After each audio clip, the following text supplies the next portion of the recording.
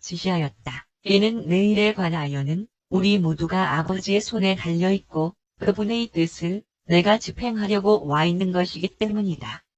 아버지께서 나를 이 세상으로 보내신 목적을 내가 완수한 후에 그가 내게 주실 왕국에서 너희들이 나와 함께 앉을 때까지 나는 너희와 함께 다시 먹지 않을 것이다. 깨닫기 바란다. 우리가 이런 식으로 다시 앉을 그때는 다가오는 왕국에서 있을 것이다. 예수는 자신의 때가 가까이 이르렀음을 아셨기 때문에 사도들에게 이렇게 말씀하였다.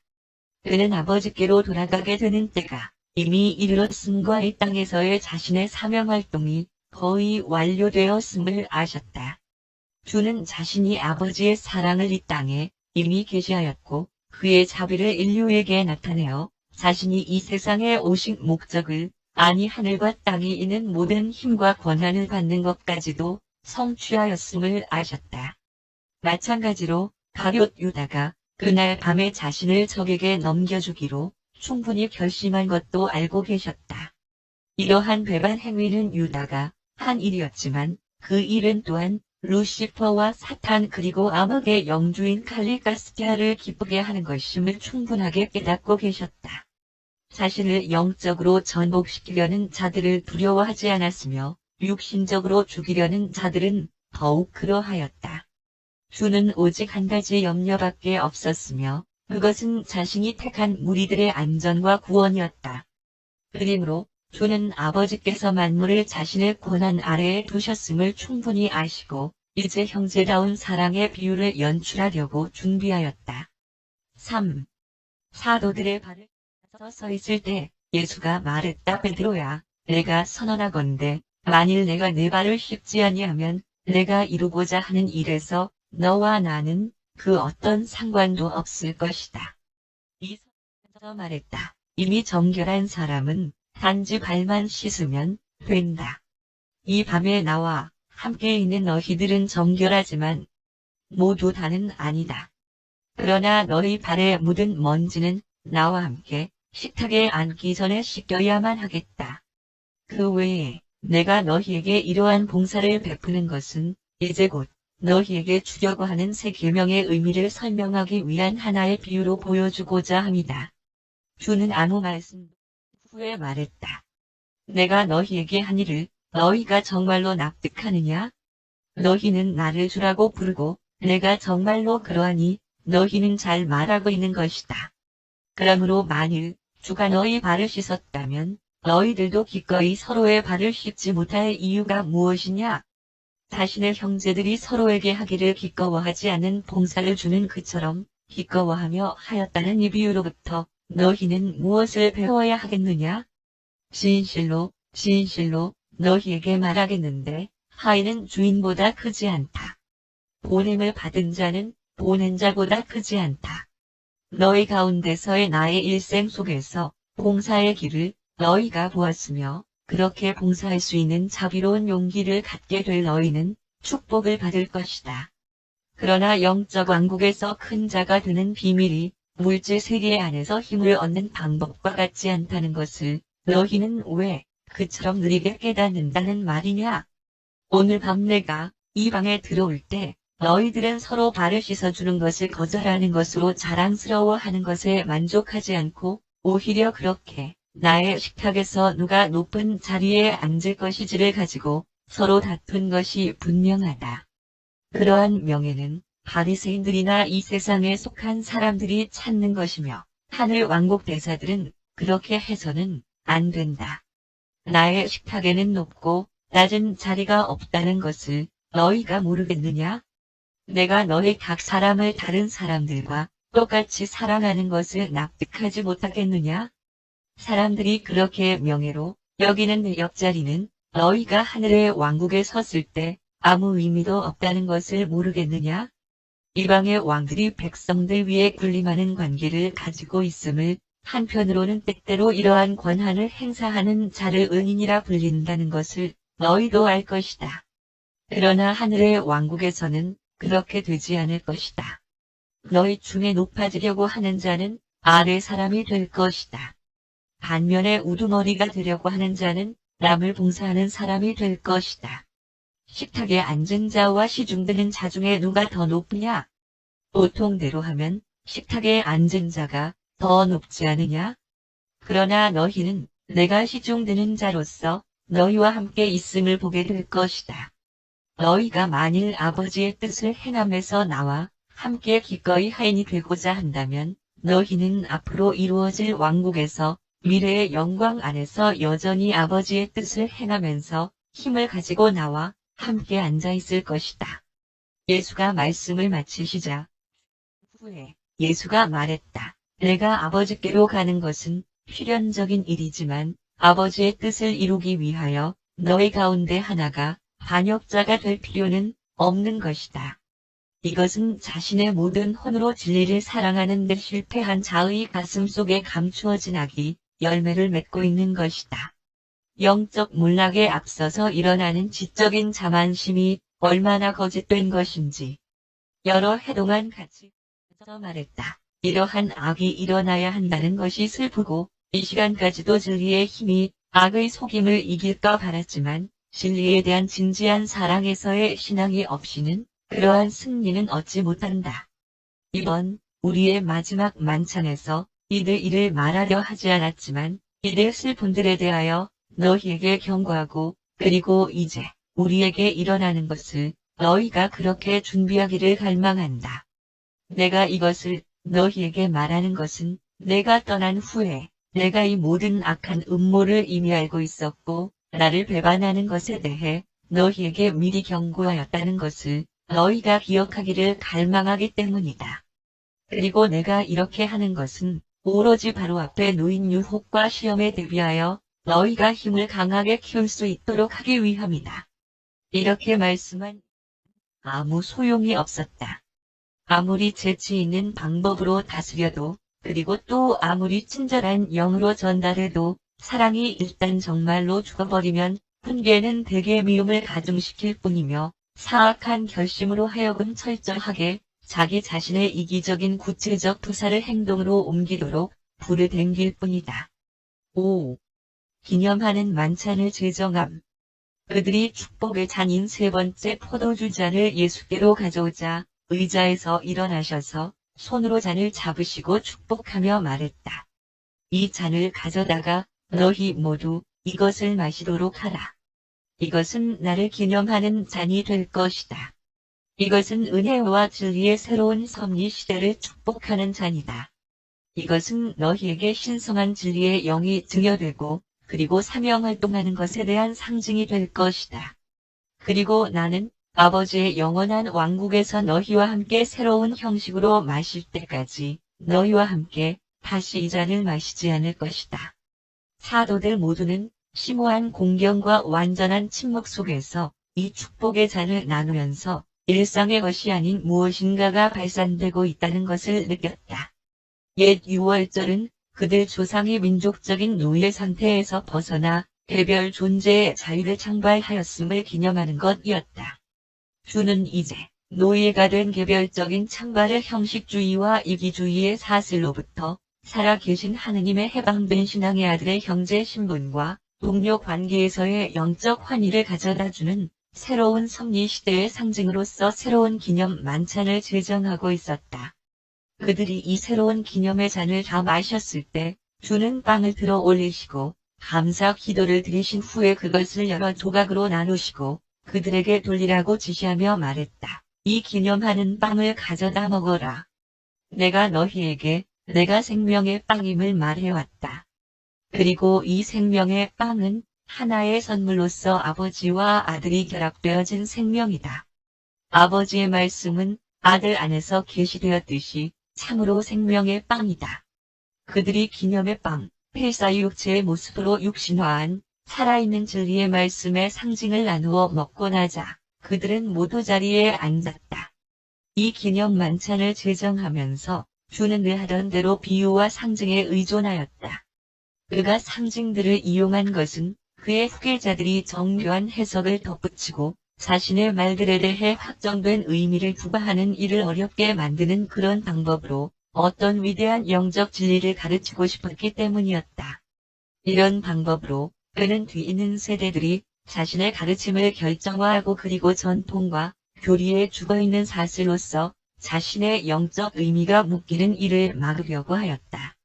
그의 전 일생 사명활동을 통하여 유일한 의식, 즉 성찬을 제정하면서 예수는 몸소 정교한 정의를 밝히기보다는 자신의 의미들을 제시하려고 고심을 쏟았다.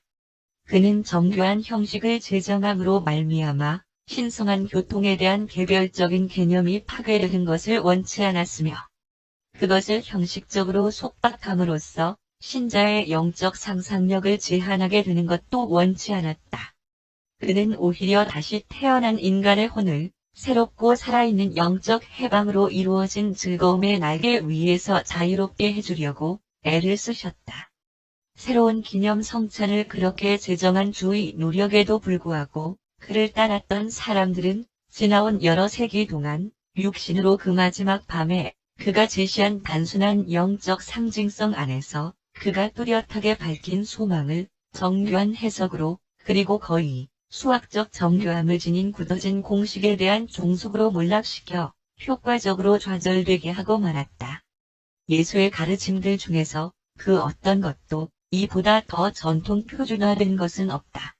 이 기념 만찬이 아들을 믿는 그리고 하느님을 아는 사람들로 함께 나누어질 때 신성한 현존의 의미에 대한 사람의 그 어떤 미숙한 오해도 그 상징성과 연합을 가져야 할 필요는 없는데 왜냐하면 주는 그러한 경우에 실제로 현존하기 때문이다.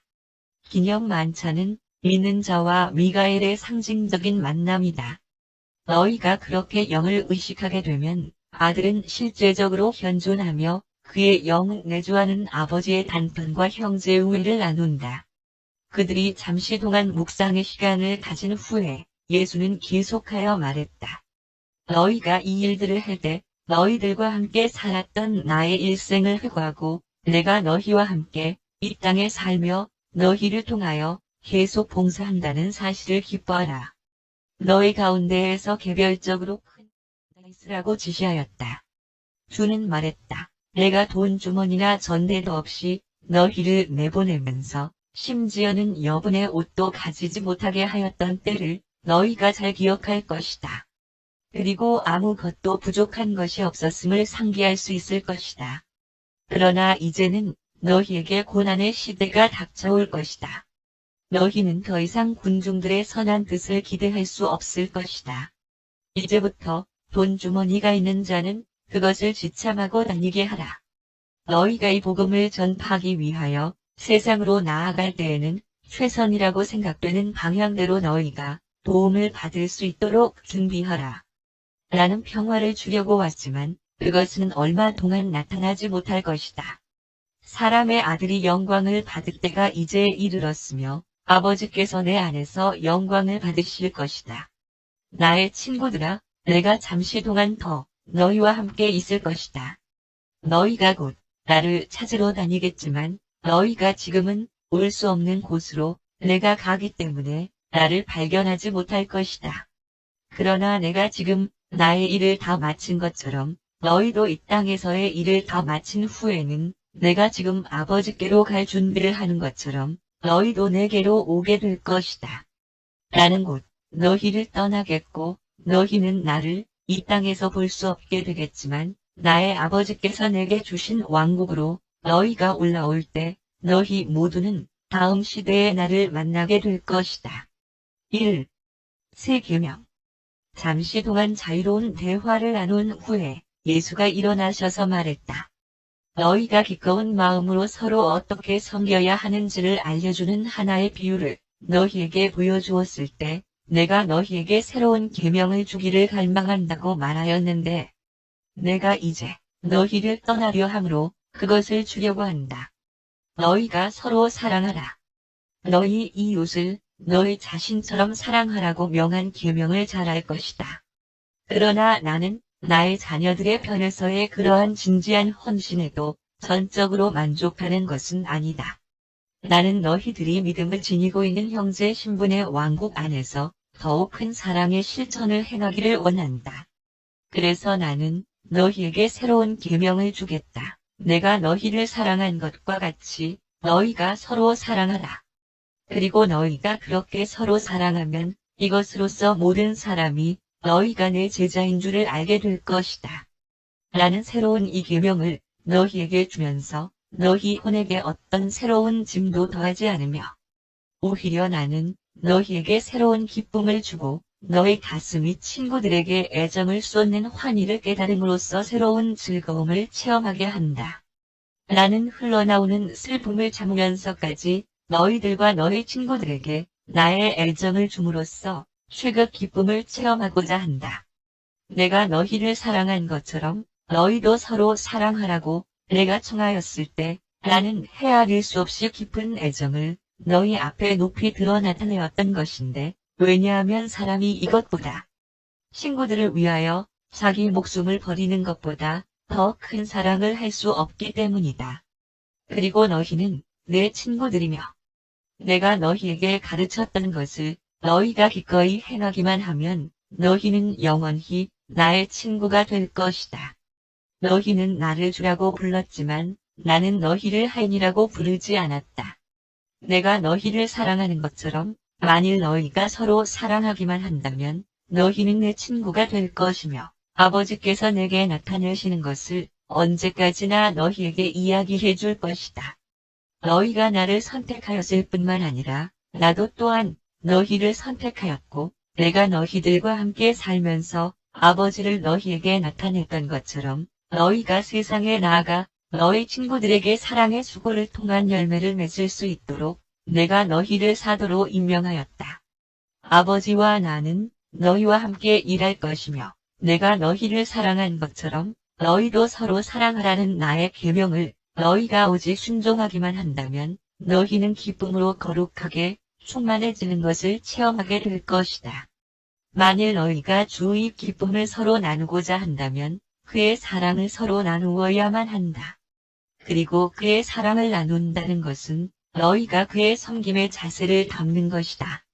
그러한 사랑의 체험이 이 세상의 어려움으로부터 너희를 구해주지는 않을 것이며 그것이 새로운 세계를 창조하는 것은 아니지만 그러나 틀림없이 옛 세상을 새롭게 변화시켜 줄 것이다. 명심할 것은 예수가 원하는 것은 희생물이 아니라 충성이다. 희생물의 의식에는 사랑 넘치는 봉사를 최고 기쁨으로 그렇게 만들게 하는 전심 어린 애정이 없다는 것을 뜻하는 것이다. 의무라는 관념은 너희가 하인의 마음에 있음을 뜻하며 그리하여 너희가 친구로서 그리고 친구를 위하여 봉사하는 막강한 전율을 체험하지 못함을 뜻한다. 친구 관계로부터 나오는 충동은 의무감으로부터 나오는 모든 신념들을 초월하며 그리고 친구를 위한 친구의 봉사는 결코 희생이라고 불리지 않을 것이다. 주는 사도들에게 그들이 하느님의 아들들임을 가르치셨다. 주는 그들을 형제라고 부르셨으며 떠나가신 후 지금도 그들을 자기 친구라고 부르신다. 2. 포도나무와 가지들.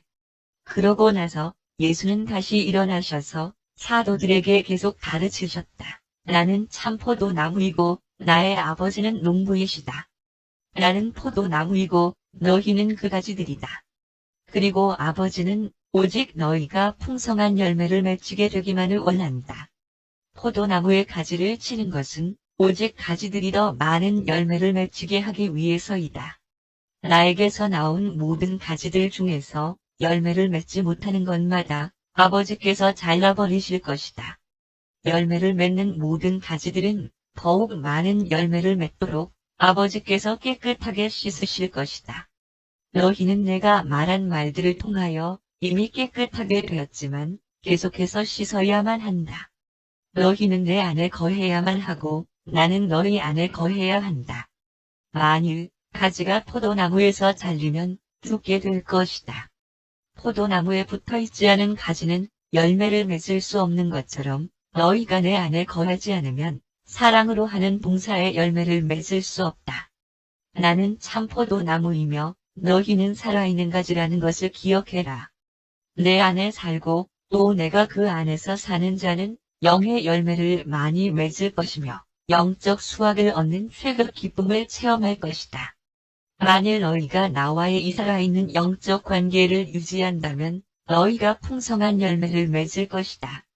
만일 너희가 내 안에 거하고 내 말이 너희 안에 살아 있다면 너희는 나와 자유롭게 교제할 수 있을 것이며 그렇게 되면 살아있는 나의 영이 내게 주입되어 그로써 너희가 무엇이든 지간에 내 영의 뜻을 물을 수 있고 아버지께서 우리의 청원을 받아줄 것이라는 확신 안에서 그것을 행할 수 있게 될 것이다. 아버지께서 영광을 받으시는 것은 포도나무에 많은 살아있는 가지들이 있고 모든 가지들이 풍성한 열매를 맺음에 있다.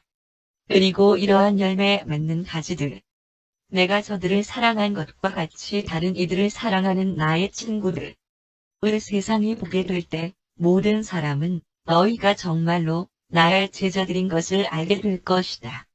내 아버지께서 나를 사랑한 것처럼 나도 너희를 사랑한다. 만일 내가 너희에게 가르친 것을 너희가 행한다면 내가 아버지의 말씀을 지키고 그의 사랑에 영원토록 거하는 것처럼 너희도 내 사랑 안에 거하게 될 것이다. 유대인들은 메시아가 있을 것이다.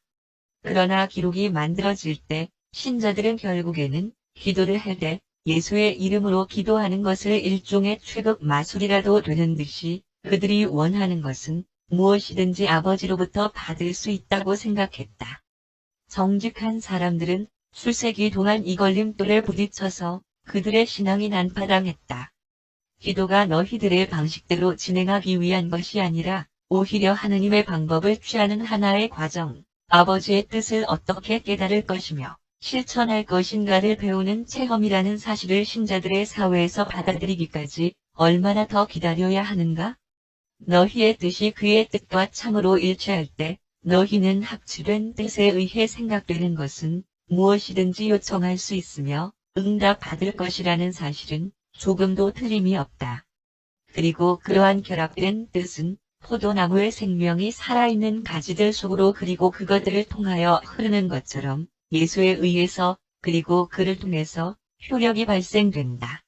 신성과 인간성 사이에 이 살아있는 연결이 실제하고 있을 때 만일 인간성이 경솔하고 무례하게 이기적인 편안함과 그리고 허영심에 찬 성취를 위해서 기도한다면 그러한 경우에 단지 신성한 응답만이 있을 수 있을 뿐이다. 살아있는 가지의 줄기에서 영의 열매가 더욱 많이 열릴 뿐이다. 포도나무의 가지가 살아있을 때 모든 청원에 오직 하나의 응답이 있으니 더욱 많은 포도를 맺는 것이다.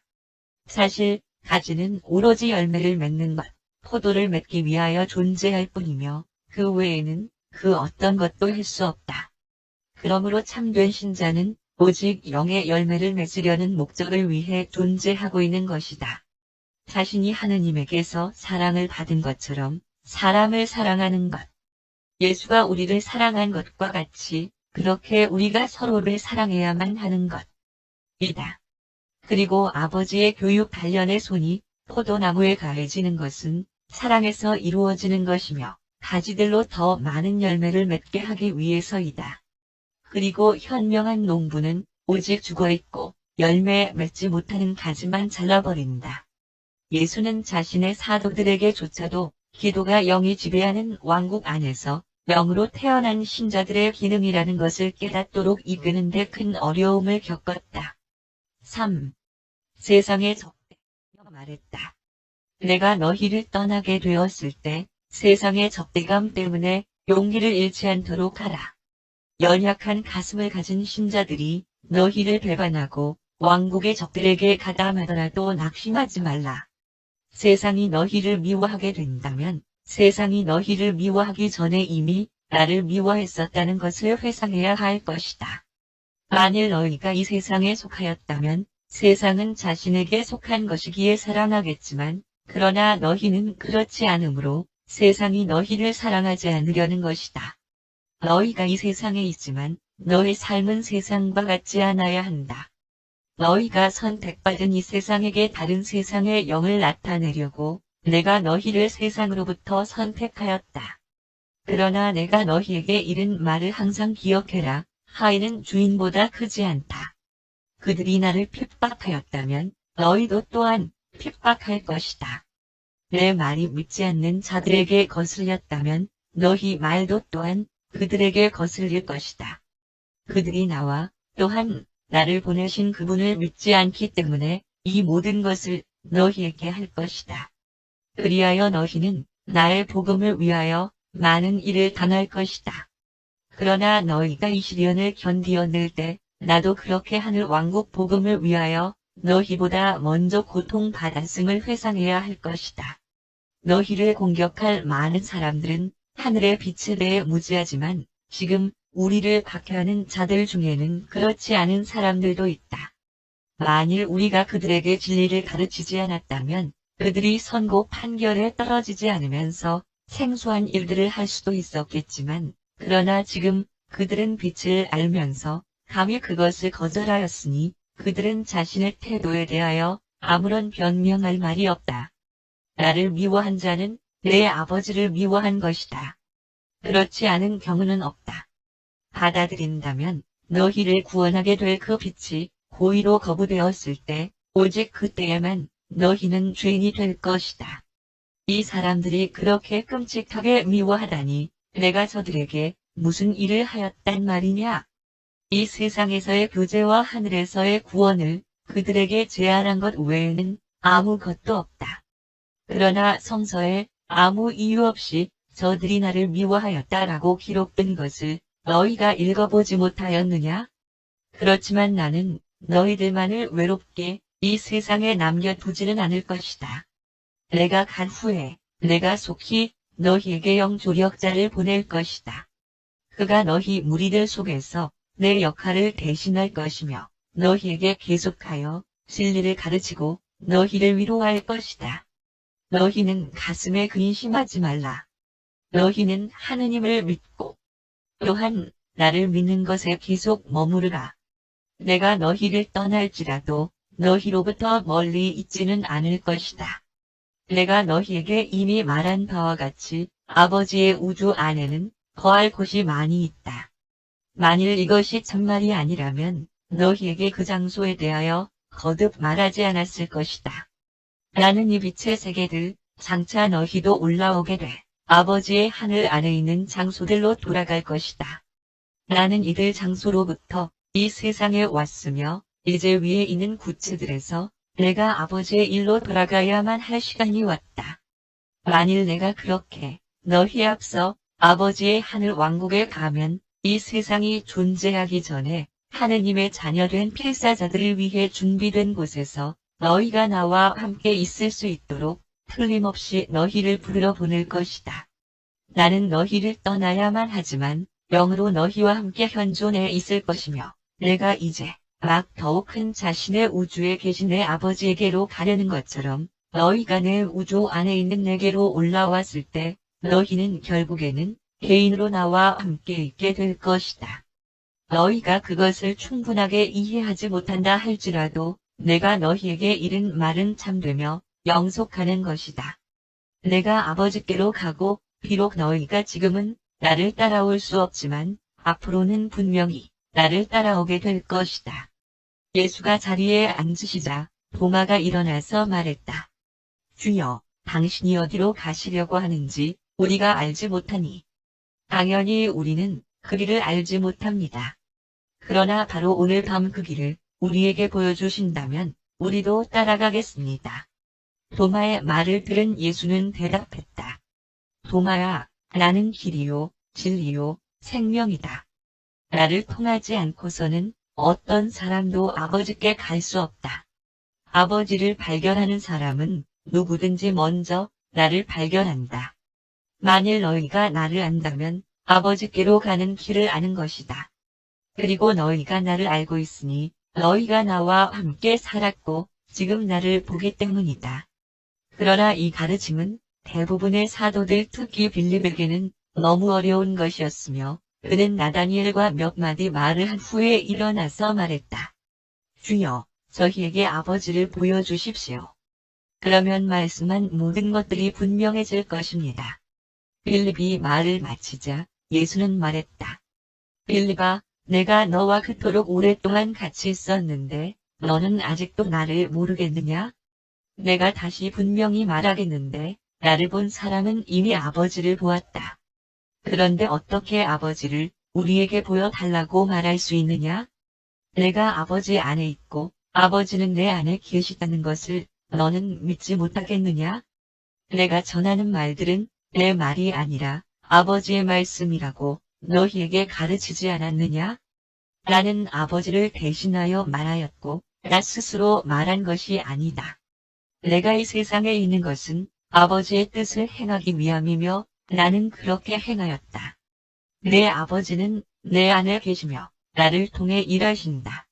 아버지께서 내 안에 있고 내가 아버지 안에 있다고 하는 내 말을 믿든지 아니면 내가 살아온 바로 그 일생을 보고 행한 일을 보고 나를 믿으라.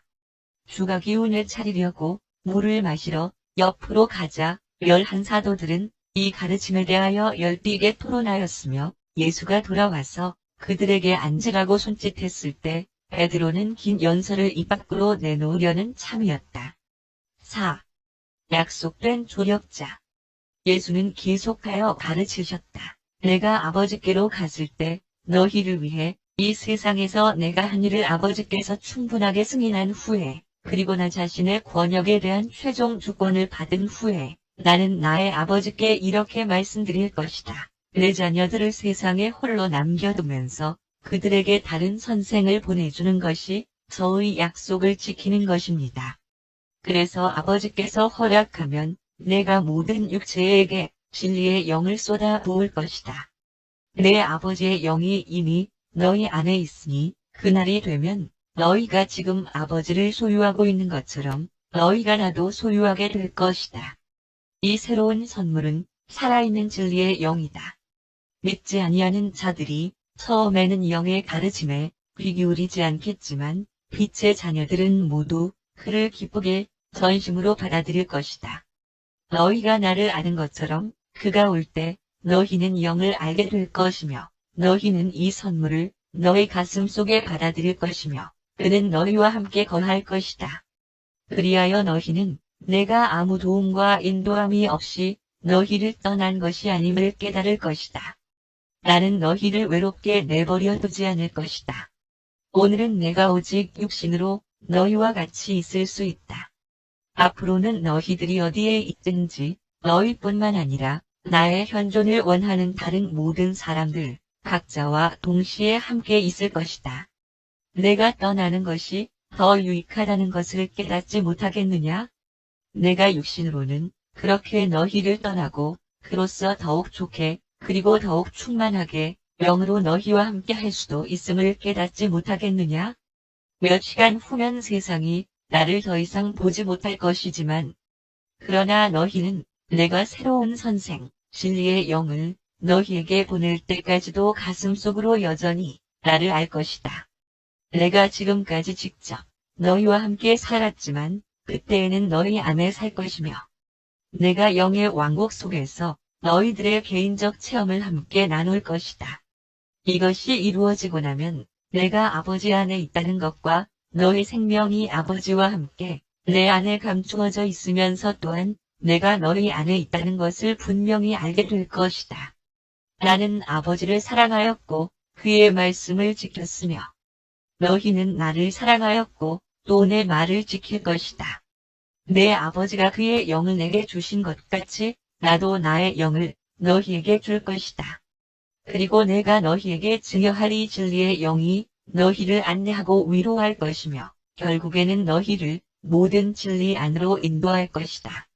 내가 아직 너희들과 함께 있는 동안 이 일들을 너희에게 말하는 것은 이제 곧 우리에게 닥칠 시험을 잘 견딜 수 있도록 너희를 준비시키기 위함이다. 그리고 새 날이 오면 너희에게 아버지뿐만 아니라 아들도 내주하게 될 것이다. 그리고 하늘에서 온 이들의 선물은 아버지와 내가 너희들의 눈앞에서 한 개인 사람의 아들로서 일하였던 것처럼 서로 하나가 되어 일할 것이다.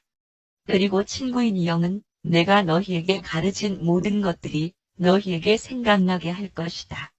주가 잠시 동안 말씀을 멈추시자 유다 알페오는 이때 자신과 그의 형제가 예수께 공개적으로 일찍이 말한 몇 안 되는 질문 중에 하나를 대담하게 던졌다.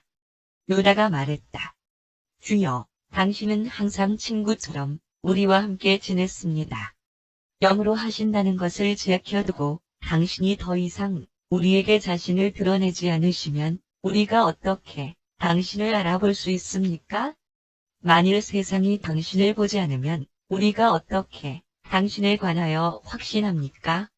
어떻게 우리에게 당신을 보여주시겠습니까? 예수는 그들 모두를 내려다보시고 미소를 지으시며 말했다. 얘들아, 나는 이제 떠나가서 아버지께로 돌아갈 것이다. 너희가 이곳에 있는 동안 육체적으로는 나를 잠시 동안 보지 못할 것이다. 얼마 안 있어서 내가 내 영을 너희에게 보낼 것이래. 이 물질적 육체를 제외하고는 나와 똑같을 것이다.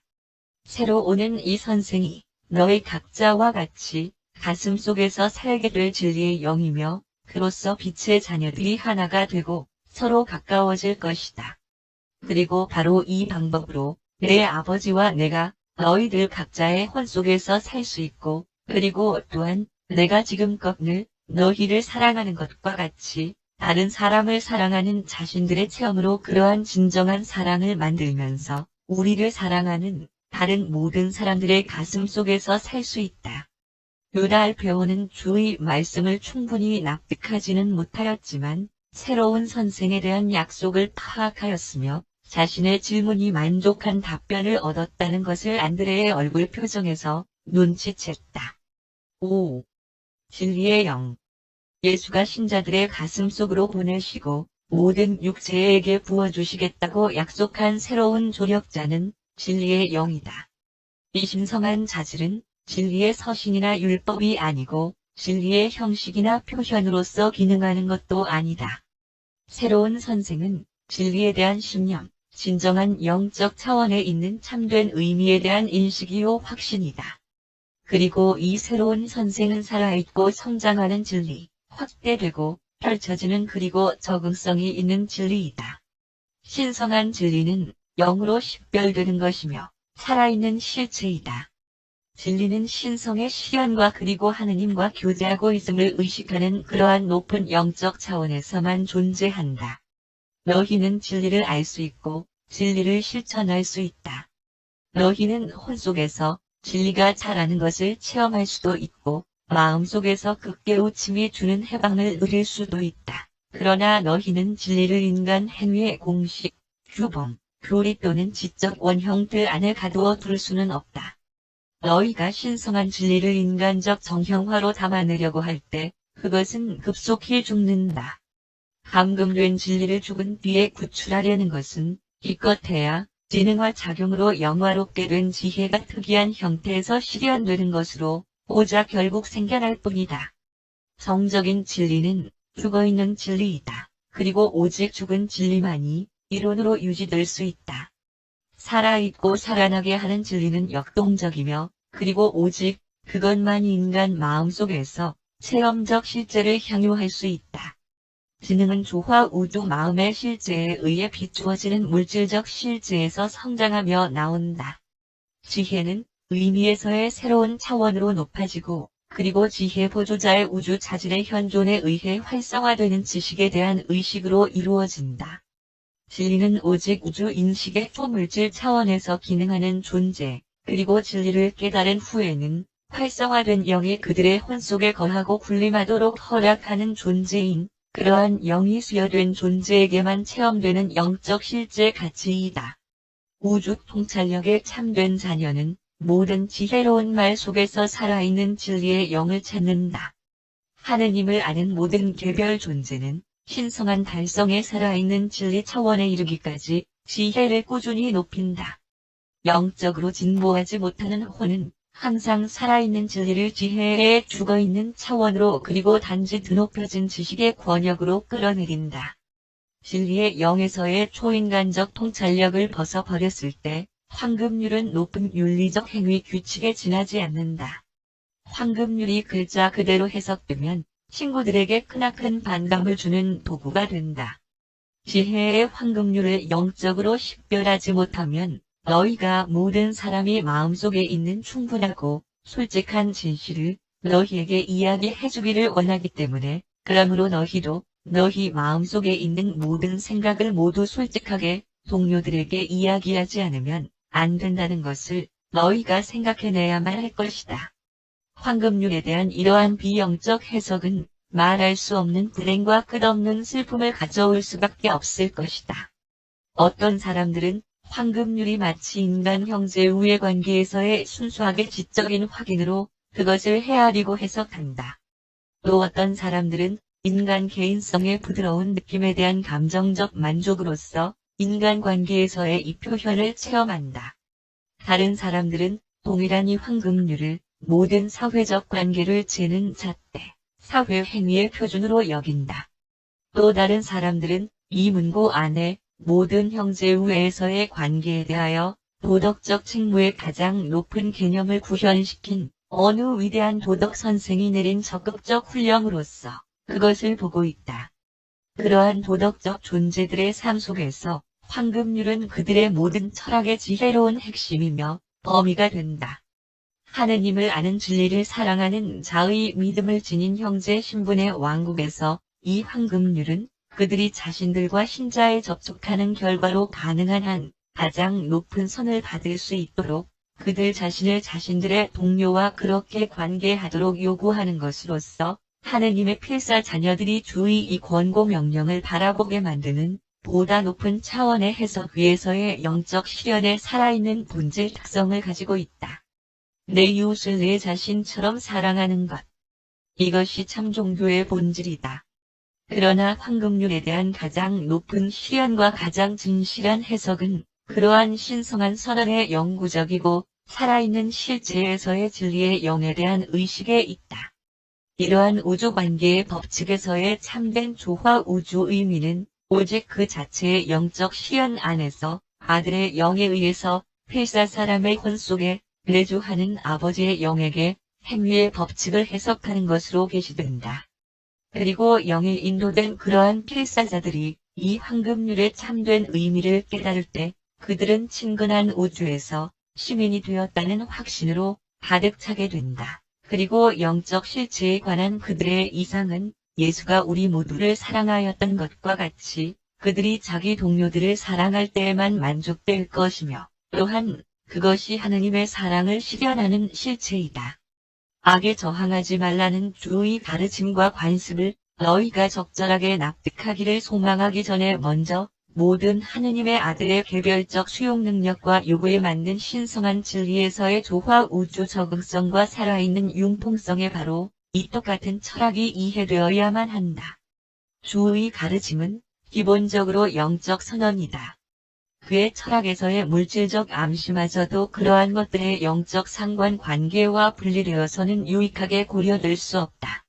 주의 권고 명령에서의 영은 우주에 대한 모든 이기적 반응에 대한 무저항에 있으며 동시에 참된 영적 가치들, 신성한 아름다움, 무한한 선, 그리고 영원한 진리, 하느님을 아는 것과 점차 그와 같이 되는 것, 의정의로운 차원을 적극적이고 진보적으로 달성하는 데 있다. 사랑, 사심없음은 진리의 영의 인도에 따라서 여러 관계들을 항상 생생하게 재적응하는 해석을 거쳐야만 한다. 사랑은 사랑받는 개별 존재에 대한 가장 높은 조화 우주선의 항상 변하고 확대되는 개념을 그것으로서 파악해야만 한다. 그러고 나서 사랑은 더 나아가서 우주의 다른 시민에 대한 영으로 인도된 한 필사자의 사랑에서의 성장하고 살아있는 관계에 의해 영향받을 가능성이 있는 모든 다른 개별 존재에 관하여 바로 이 똑같은 태도를 계속 가진다. 그리고 이 살아있는 사랑의 적응 전체는 현존하는 악의 환경과 신성한 운명의 완성에 대한 영원한 목적에 둘 모두에 비추어서 효과가 이루어져야만 한다. 그러므로 우리는 황금률이나 무저항에 대한 가르침이 결코 교리나 교훈으로 적절하게 납득될 수 없다는 것을 명백하게 인지해야만 한다. 그것들은 오직 살아있는 그 자체로서 한 인간 존재와 다른 존재의 사랑하는 접촉을 지시하는 진리의 영의 살아있는 해석 속에서 그 의미를 깨달음으로써 이해될 수 있을 뿐이다. 그리고 이 모든 것은 옛 종교와 새 종교의 사이에 있는 차이를 분명하게 나타내 준다. 옛 종교는 자아 희생물을 가르쳤고 새 종교는 오직 자아망각, 연합된 사회봉사와 우주 이해 속에서의 증진되는 자아 실현을 가르친다. 옛 종교는 공포를 인식함으로써 동기를 일으켰다. 새 왕국 복음은 진리에 대한 신념, 영원한 우주적 진리의 영에 의해서 좌우된다. 그리고 경건이나 교리에서의 충성이 아무리 크더라도 왕국을 믿는 자들의 일생의 체험 속에서 살아계신 하느님의 영으로 태어난 아들들의 특징인 그러한 자발적이고 관대하며 진지한 우정이 빠져있는 것을 보상해 줄 수는 없다. 뿐만 아니라 전통이나 형식적인 경배의 의례적 체계도 자기 동료에 대한 진정한 연민의 모자람을 보상할 수 없다. 6. 떠나야 할 필요성. 베드로, 야고보, 요한, 그리고 마태가 죽기에 여러 가지 질문을 한 후에 그는 작별 설교를 계속하면서 말했다. 내가 떠나기 전에 이 모든 일들을 이야기하는 것은 곧 너희에게 닥칠 일들에 너희가 미리 대비하여 심각한 실수를 범하지 않게 하려는 것이다. 당국자들은 다만 너희를 회당 밖으로 쫓아내는 것으로 만족하지 않을 것이다. 너희에게 경고하건대 너희를 죽이는 자들은 그들이 하느님께 봉사하는 것이라고 생각할 때가 가까워 오고 있다. 그리고 그들은 아버지를 알지 못하기 때문에 너희에게 그리고 너희가 하늘의 왕국으로 인도한 사람에게 이들 모든 일을 하는 것이다. 그들은 나를 받아들이기를 거부함으로써 아버지를 알기를 거절하였다. 내가 너희를 사랑한 것 같이 너희도 서로 사랑하라는 나의 새 계명을 만일 너희가 지켜왔다면 그들이 너희를 거부할 때 곧 나를 거절하는 것이다. 내가 이 모든 일들에 관하여 너희에게 미리 이야기하는 것은 나의 때가 지금 이른 것 같이 너희들의 때가 이르게 될 경우에 내가 이미 모든 것을 알고 있었다는 사실과 나의 영이 나를 위하여 그리고 복음을 위하여 고난을 당하는 너희와 함께 있다는 사실을 너희가 기억함으로써 대담함을 얻게 하기 위함이다. 내가 처음부터 너희에게 그토록 분명하게 말한 것은 바로 이런 목적에서였다. 사람의 적대자는 바로 자기 집안에 있는 저들이 될 수도 있다고 너희에게 경고까지 하였다. 비록 왕국 복음이 개별 신자의 혼에게 반드시 위대한 평화를 주겠지만 인류가 전심으로 나의 가르침을 기꺼이 믿고 아버지의 뜻을 행하는 관행이 확립될 때까지는 땅의 평화를 가져다 주지는 않을 것이다. 내가 이제 너희를 떠나게 되었고 아버지께로 갈 때가 가까이 이르렀음을 보면서 너희 중에 아무도 왜 우리를 떠나십니까? 라고 묻지 않는 것에 대해 내가 의아하게 생각한다. 그럼에도 불구하고 나는 너희가 그러한 질문을 가슴속으로 하고 있음을 안다. 친구로서 친구에게 내가 너희에게 분명하게 말하겠다. 내가 가는 것이 너희에게는 참으로 유익하다. 내가 가지 않으면 새로운 선생이 너희 가슴 속에 오지 못할 것이다. 나는 내가 영 선생을 너희 혼 안에 살고 너희 영을 진리 안으로 인도하도록 보낼 수 있기 전에 이 필사 몸을 벗고 높은 곳에서 내 자리가 회복되지 않으면 안 된다. 나의 영이 너희 안에 거하려고 올 때 그가 죄와 정의의 차이를 비춰줄 것이며 너희가 그것들에 관하여 너희의 가슴 속에서 지혜롭게 판단하도록 할 것이다. 내가 너희에게 말할 것이 아직 많이 있지만 너희가 지금은 더 이상 받아들일 수 없다. 그렇지만 진리의 영이 오면 너희가 내 아버지의 우도 안에서 여러 거처를 지나는 동안 결국에는 그가 너희를 모든 진리로 인도할 것이다. 이 영은 자신에 대하여 말하지 않을 것이나 아버지께서 아들에게 계셨던 것을 너희에게 선언하고 다가올 것들도 너희에게 보여줄 것이다. 내가 내 아버지를 영화롭게 한 것처럼 그가 나를 영화롭게 할 것이다. 이 영은 나에게서 솟아나고 나의 진리를 너희에게 계시할 것이다. 아버지께서 이 권역에서 소유하는 모든 것이 지금 나의 것이다. 그러므로 이 새로운 선생이 내 것을 취하여 그것을 너희에게 계시할 것이라고 내가 말하는 것이다. 조금만 있으면 나는 잠시 너희를 떠날 것이다. 그 뒤에 너희가 나를 다시 볼 때 나는 이미 아버지께로 가는 도중에 있을 것이며 그래서 그때에도 너희가 나를 보는 것은 오랫동안이 아닐 것이다. 그가 잠시 말을 멈추게 된다. 마찬가지로 너희는 내가 떠나가는 것에 대해 슬퍼하게 되겠지만 내가 곧 너희를 다시 만날 것이고 그렇게 되면 너희 슬픔은 기쁨으로 변하고 어느 누구도 너희에게서 빼앗을 수 없는 하느님의 구원에 대한 새로운 계시가 너희에게 이루어질 것이다. 그리고 온 세상이 죽음을 이기는 바로 이 생명의 계시로 인하여 복을 받을 것이다. 이제까지 너희가 모든 요청을 아버지의 이름으로 하였다. 너희가 나를 다시 본 뒤에는 너희는 또한 내 이름으로도 구하여도 되며 그리하면 내가 너희 말을 들을 것이다. 지금까지는 내가 너희에게 격언으로 가르쳤고 비유로 말하였다. 내가 그렇게 한 것은 너희가 오직 영적으로 어린아이와 같았기 때문이었다. 그러나 내가 아버지와 그의 왕국에 관하여 분명하게 말할 수 있는 때가 이르렀다. 그리고 내가 이렇게 하려는 것은 아버지 자신이 너희를 사랑하고 너희에게 보다 충분하게 계시되기를 원하기 때문이다. 필사 사람들은 영이신 아버지를 볼 수 없다. 그렇기 때문에 창조된 너희 눈에 아버지를 보여주기 위해서 내가 이 세상에 왔다. 그러나 너희가 영성장 안에서 완전해지게 되면 너희가 아버지 자신을 볼 것이다. 그의 말씀을 들은 11 내가 육신으로 너희와 함께 있는 한해는 너희 가운데 또는 온 세상 가운데 오직 한 개별 존재일 뿐이다. 그러나 이 육신의 필사자 바탕의 피복에서 해방되고 나면 너희들 각자에게 그리고 왕국 복음을 믿는 다른 모든 신자들 각자에게 내주하는 영으로 다시 돌아올 수 있게 된다. 이러한 방법으로 사람의 아들은 참된 신자들 모두의 혼 속에 영적으로 육신화하게 될 것이다. 내가 너희 속에서 살고 너희를 통하여 일하기 위해 돌아오게 되면 너희들을 이 일생 동안 더 잘 인도할 수 있고 또한 하늘들의 하늘 아래에 있는 미래의 일생에서 많은 거주지들을 거치면서 너희들을 더 잘 안내할 수 있을 것이다.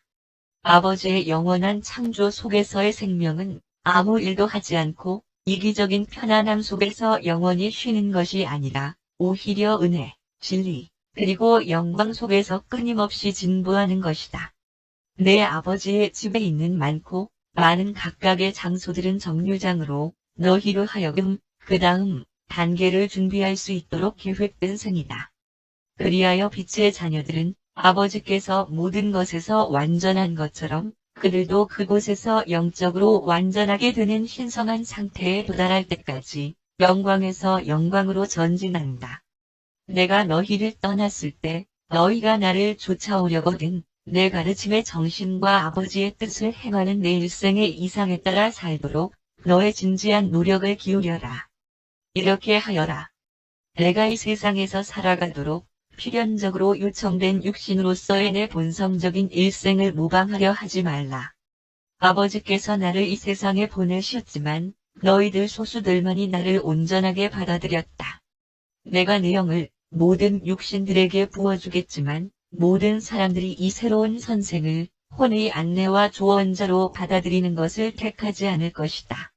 그러나 그를 받아들이는 사람은 얼마든지 개화되고 정화될 것이며 위로를 받을 것이다. 그리고 이 진리의 영은 그들 안에서 영원한 생명으로 솟아나는 생명수의 우물이 될 것이다. 그리고 이제 내가 너희를 떠나려 함으로 위로의 말을 주려고 한다. 나는 너희에게 평화를 두고 간다. 나의 평화를 너희에게 준다. 내가 주는 이 선물들은 세상이 하는 것처럼 따져보는 것으로 주는 것이 아니라 너희들 모두가 받아들일 만큼 너희들 각자에게 주는 것이다. 너희는 가슴에 근심하지 말며 두려워하지도 말라. 내가 세상을 이겼으며 너희도 내 안에서 신앙으로 승리할 것이다.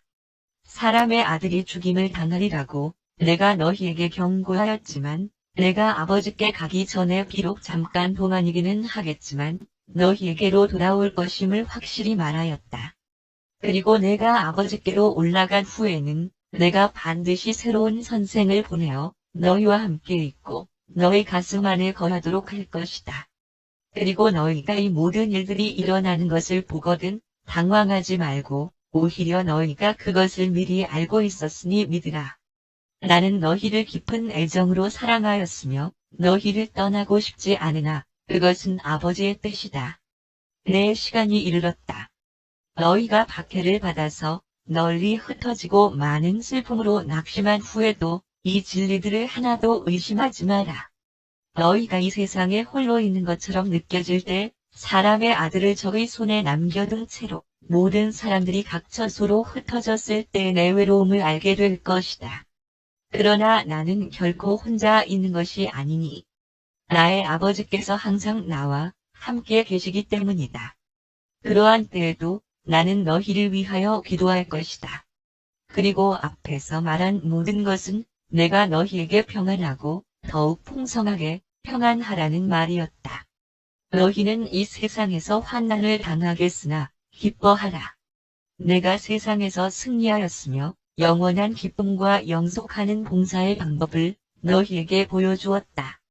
예수는 이 물질 세계의 기쁨과 만족에 의해서가 아니라 하느님의 뜻을 행하는 자기 친구들에게 평안을 주신다. 믿지 아니하는 물질주의자들과 숙명론자들은 오직 두 가지의 평화와 혼의 위안을 즐기고자 할 수 있는데 필연적인 일에 맞서고 최악의 경우를 견디기로 결정한 확고한 결심으로 금욕주의자가 되든지 아니면 결코 실질적으로 오지 않는 평화를 헛되이 고대하는 인간 심정 안에서 영원히 솟아나는 그 희망에 계속 빠져있는 낙천주의자가 되든지 하는 것이다. 어느 정도의 금욕주의와 낙천주의는 이 세상에서 사는 데 유익하기도 하지만 그 어느 것도 하느님의 아들이 육신으로의 자기 형제들에게 주시는 장엄한 평화와 아무런 상관이 없다. 미가엘이 이 세상에 있는 자기 자녀들에게 주시는 평화는 그가 바로 이 세상에서 육신으로 필사자 일생을 사셨을 때 그의 혼을 채웠던 바로 그 평안이다. 예수의 평안은 육신으로 필사자의 일생을 사는 동안 하느님의 뜻을 행하는 방법을 충만하게 배우는 승리를 획득한 하느님을 아는 개별 존재의 기쁨과 만족이다. 예수 마음의 평안은 신성한 아버지의 슬기롭고 동정심 가득한 불보심의 실제성에 대한 절대적인 인간 신앙 위에 기초했다. 예수는 이 땅에서 고생하였고 고난의 사람이라고 잘못 들렸지만 이 모든 체험들 속에서 그리고 그것들을 통하여 자신이 아버지의 뜻을 성취하고 있다는 충만한 확신 속에서 자신의 생의 목적을 진행할 수 있는 힘을 항상 주었던 그 자신감의 위안을 즐겼다. 예수는 자신의 임무 완수에 단호하였고 불변하였으며 속속들이 헌신적이었지만 무감각하고 냉담한 금욕주의자는 아니셨으며 자기 일생의 체험에 있어서 밝은 측면을 항상 추구하였지만 눈이 멀고 자기 기만적인 낙천주의자는 아니셨다.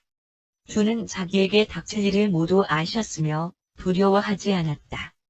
이 평안을 자기 친구들 각자에게 증여한 후에 너희는 가슴에 근심하지 말고 두려워하지도 말라. 라고 일괄되게 말씀하실 수 있었다. 예수의 평안은 시간과 영원에서의 그의 생애가 안전하게 그리고 전적으로 모든 지혜, 모든 사랑, 그리고 모든 힘이 넘치는 영이신 아버지의 관심과 보호 속에 있다는 것을 충분히 믿는 아들의 확신과 평안이다. 그리고 이것은 정말로 필사자 마음의 납부를 벗어나는 것이었지만 그러나 인간의 믿는 가슴으로 충분히 누릴 수 있는 것이다. 2. 개인적인 작별 인사가 대답하였다. 내가 하늘에 계신 그들의 아버지를 더욱 사랑하는 것을 우선 배울 때 그리고 시간과 영원에서 그들의 행복에 진실하게 더욱 관심을 가지게 된 후에 너는 내 형제들을 더욱 사랑하는 것을 배울 것이다. 그러한 모든 인간 관심은 동정심과 사심 없는 봉사 그리고 아낌없는 용서를 납득함으로써 육성된다. 아무도 너의 젊음을 경멸해서는 안 된다. 그러나 나는 너에게 나이는 흔히 체험을 대표하고 인간사의 어떤 것도 실제적인 체험을 대신할 수 없다는 사실에 대하여 항상 적절한 고려를 하도록 권한다. 모든 사람들과 평화롭게 지내도록 분투하라. 특별히 하늘 왕국 형제 신분 속에 있는 네 친구들과 그렇게 하라. 그리고 요한아, 항상 명심하라. 사람들과 분투하지 마라. 너는 왕국을 위하여 승리할 것이다. 그러고 나서하지만 그러나 내 착한 친구여, 너는 내가 무엇을 말하고 있는지 아직도 알지 못하고 있다. 한순간도 나는 내 충성심과 헌신을 의심해 본 일이 없다. 나는 내가 나를 위하여 서슴지 않고 전쟁터에 나아가고 그리고 죽을 각오가 되어 있음을 다른 모든 사도들도 그렇게 하듯이 내가 알지만 그리고 그들은 모두 확실한 동의의 표시로 고개를 끄덕였다. 그러나 너희가 그렇게 할 필요는 없다. 내 왕국은 이 세상에 속한 것이 아니고 그것을 건설하기 위하여 내 제자들이 싸우지 않을 것이라고 너희에게 여러 번 말하였다. 시몬아, 내가 이것을 여러 번 말하였지만 너는 진리와 마주하기를 거절하고 있다. 나는 나와 그리고 왕국에 대한 너의 충성심을 염려하는 것이 아니다. 단지 내가 떠난 후에 내가 내 가르침의 의미를 파악하는데 실패하였다는 것과 너의 잘못된 개념들을 왕국 안에 있는 또 다른 실제 그리고 관련사들의 영적 계층에 맞춰 조절해야만 한다는 것을 깨달으면서 마침내 깨어나면 내가 무엇을 하겠느냐? 시몬은 더 말하고 싶었지만 예수가 손을 들어 제지하고 말씀을 계속했다. 사도들 중에서 가슴으로 너보다 더 진지하고 정직한 사람은 없지만 내가 떠난 후에 너보다 더 당황하고 낙담하는 사람도 없을 것이다. 내가 용기를 잃은 모든 상황에 내 영은 내 안에 거할 것이며 형제들은 너를 저버리지 않을 것이다. 이 땅에서 시민관계와 아버지의 영적 왕국에서의 아들 관계에 대하여 내가 가르쳐준 것을 결코 잊지 말아라. 시저의 것은 시저에게 하느님의 것은 하느님께 바치라고 내가 너희에게 이른 말을 모두 깊이 새겨두어라. 시몬아, 왕국의 형제 신분 속에서 세상 권세에 대한 일시적인 의무와 왕국의 형제 신분으로서 영적 봉사의 동시적 깨달음에 대한 나의 훈계를 회사 사람들이 어떻게 하면 기꺼이 이행하는지를 보여주는 일은의 일생을 바쳐라. 내가 진리의 영의 가르침을 받게 되면 현세의 통치자들이 오직 하느님께만 드려야 할 경의와 경배를 너희에게 강요하지 않는 한 이 땅에서의 시민관계와 하늘에서의 아들관계들의 요구 사이에 충돌되는 일이 결코 없을 것이다. 시몬아, 그리고 이제 내가 마침내 이 모든 것들을 보게 될 때, 그리고 내가 너의 의기소침을 떨쳐버린 후에 이 복음을 큰 힘으로 전파하고 나아갈 때 너의 모든 낙심하는 시기에 나는 항상 너와 함께 있었으며 그리고 바로 끝까지 계속해서 너와 함께 있을 것을 결코 잊지 말아라. 너는 언제나 나의 사도일 것이다. 그리고 내가 기꺼이 영의 눈으로 보게 되고 하늘에 계신 아버지의 뜻에 너의 뜻을 더욱 충만하게 복종시킨 후 그러면 너는 나의 대사로서 다시 일하게 될 것이다. 내가 너에게 가르친 진리들에 대한 너의 이해가 느리다고 하여 내가 너에게 부여한 권한을 아무도 너에게서 빼앗지 못한다.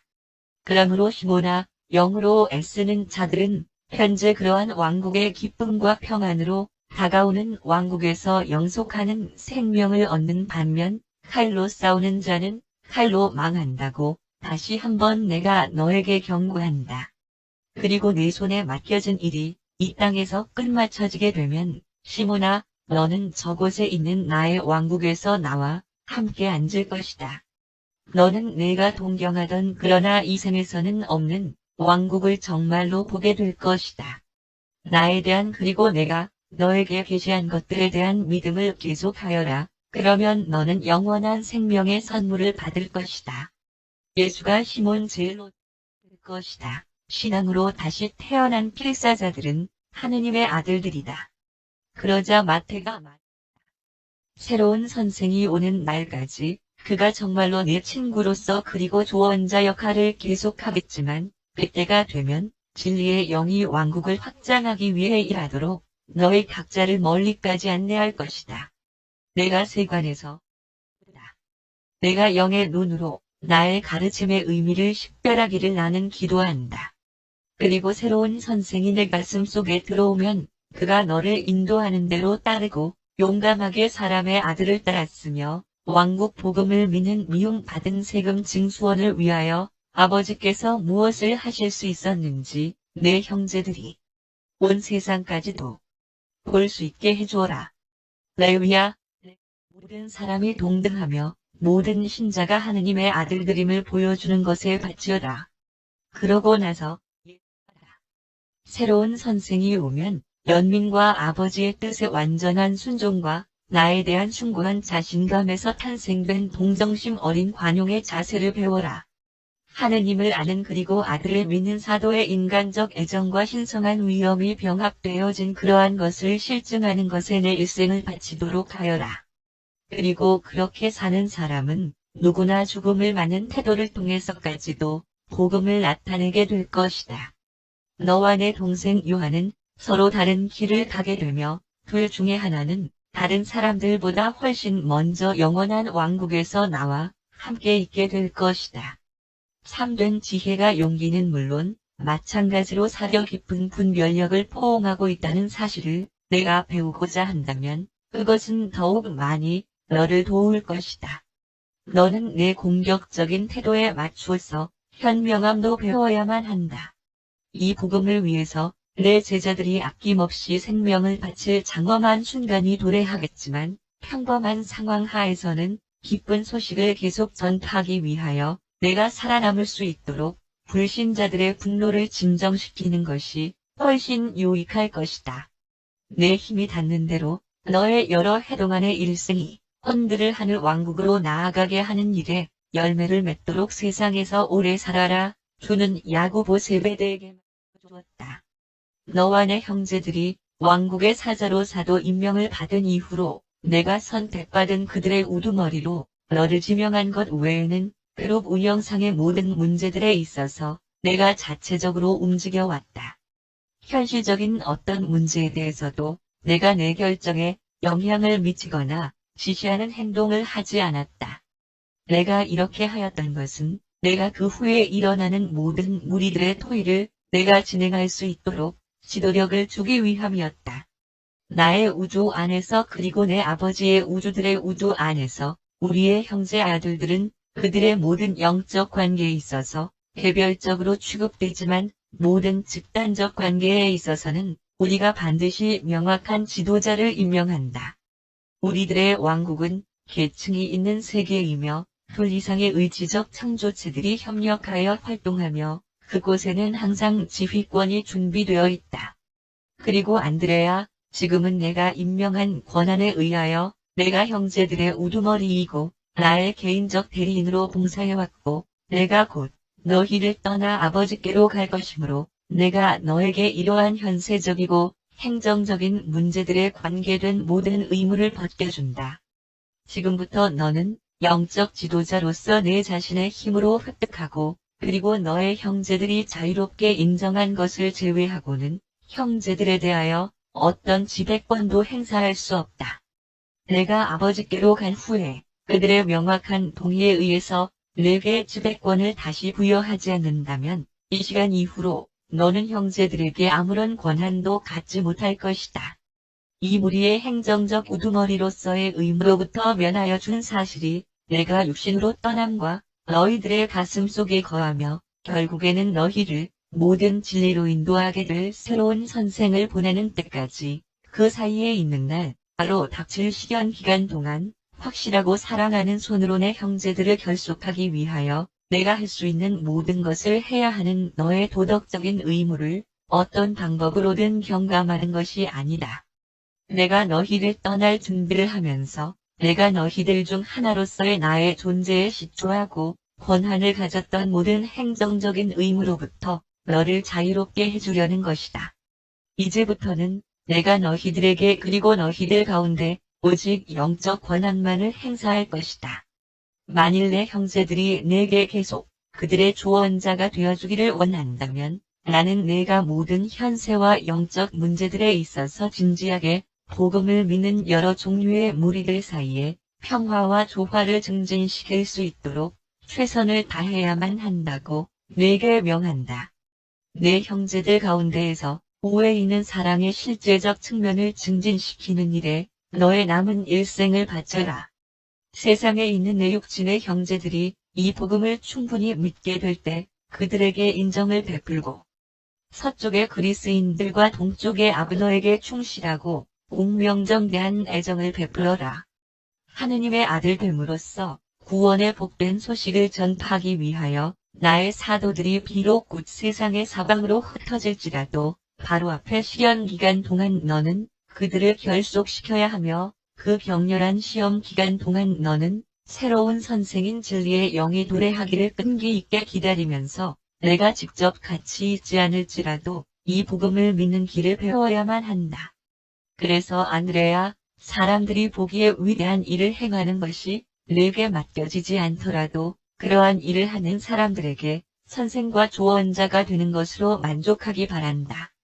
이 세상에서 끝날까지 내 역할을 계속하라. 그러면 그 후에는 내가 이 사명 활동을 영원한 왕국에서도 계속하게 될 것이다. 이는 내가 이 무리지만 낙담하지 말고 너희가 필생의 과업을 마쳤을 때에는 내가 너희를 높은 곳으로 영접하겠으며 너희는 그곳에서 너의 구원을 성천사 무리들과 높은 하느님의 아들들에게 보고할 것이다. 평범한 일을 고양시키는 것에 너희 평범한 노력을 바치도록 하여라. 이 땅에 있는 모든 사람들과 하늘에 있는 천사들에게 필사사람이 하느님의 특별한 봉사 임무에서 한동안 일하도록 부름을 받아 일한 후에 얼마나 기쁘고 용기 있게 이전의 노동으로 돌아갈 수 있는지를 보여주어라. 만일 왕국의 외적인 관련사들에 대한 당분간의 너희 역할이 완료되면 너희는 하느님의 아들 관계를 체험한 새로운 계화로 하느님을 아는 자에게는 평범한 노동과 세속적인 노역 같은 것이 없다는 고양된 깨달음으로 전에 하던 일로 돌아갈 것이다. 나와 함께 일하였던 너희에게는 모든 것들이 거룩하게 되었으며 이 땅에서의 모든 일들이 하느님 아버지께 대한 봉사가 되었다. 그리고 전에 너희와 함께 사도였던 사람들의 활동에 대한 소식을 듣거든 하느님을 고대하면서 기다리는 동안 봉사하는 사람들과 마찬가지로 그들과 함께 기뻐하면서 너희 일상적인 업무를 계속하여라. 너희는 내 사도들이었고 앞으로도 항상 그러할 것이며 오는 왕국에서 너희를 내가 알아볼 것이다. 그러고 나서 예수는 맞춰진 후에는 내가 나의 왕국에 들어오게 될 것이며 눈으로 볼 수 없었고 귀로 들을 수 없었으며 필사자의 마음으로 깨달을 수 없었던 것을 내게 보여주면서 나는 크게 기뻐할 것이다.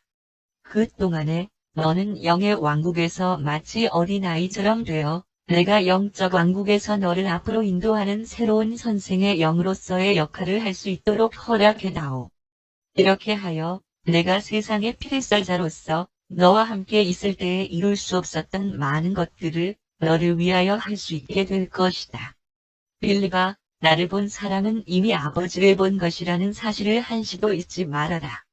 그러고 나서 주는 아무리 훌륭한 생각이라도 표현하는데 있어서는 듣는 사람의 지적인 지위와 영적 발달에 맞도록 조정되어야만 한다는 사실을 너는 배워야만 한다.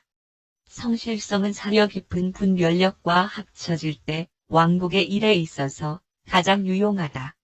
만일 내가 형제들과 함께 일하는 법을 배우고자 한다면 더욱 영구적인 것들을 성취할 수 있겠지만 그러나 만일 내가 너와 똑같이 생각하는 형제들을 찾아서 도망치고 있는 자신을 발견한다면 그 경우 하느님을 아는 제자가 이 세상에 혼자 있으면서 동료 신자들로부터 전적으로 고립되었을 때에도 왕국 건축자가 될 수 있음을 증명하는 일련의 일생을 바쳐라. 나는 내가 끝까지 신실할 것임을 알며 언젠가는 너를 저 높은 곳에 있는 내 왕국의 더 확대된 업무로 너를 초빙할 것이다. 그러자 나다니엘, 너희들 속에서 내 일생을 살았다.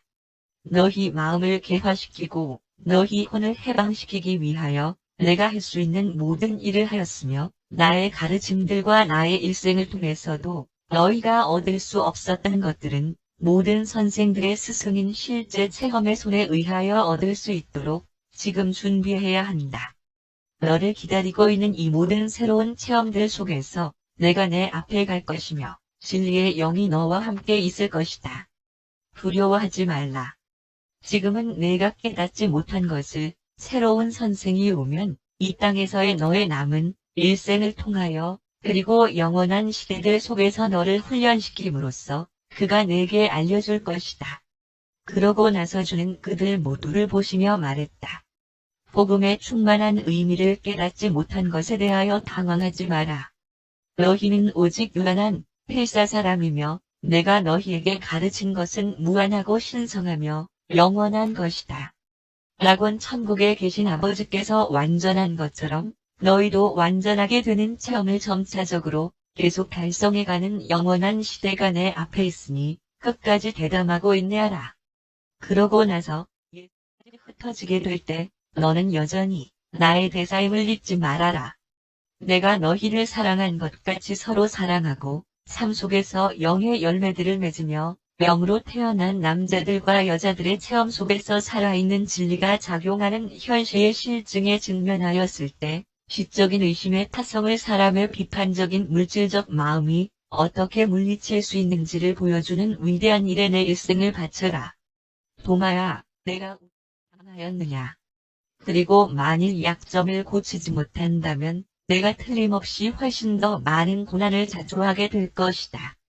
이러한 허물에도 불구하고 내 형제들이 너를 사랑한다는 것을 내가 알고 있으며 이 단점이 어떤 방법으로도 너에 대한 나의 애정을 경감시키지 않는다는 것도 내가 알아야 하지만 그것이 너의 효용성을 떨어뜨리고 끊임없이 내게 고난을 줄 것이다. 그러나 너는 바로 오늘 밤을 그렇게 해서 너는 나와의 평화로운 관계로부터 배우지 못하였던 것을 심한 고난과 깊은 피해를 통하여 배우게 될 것이다.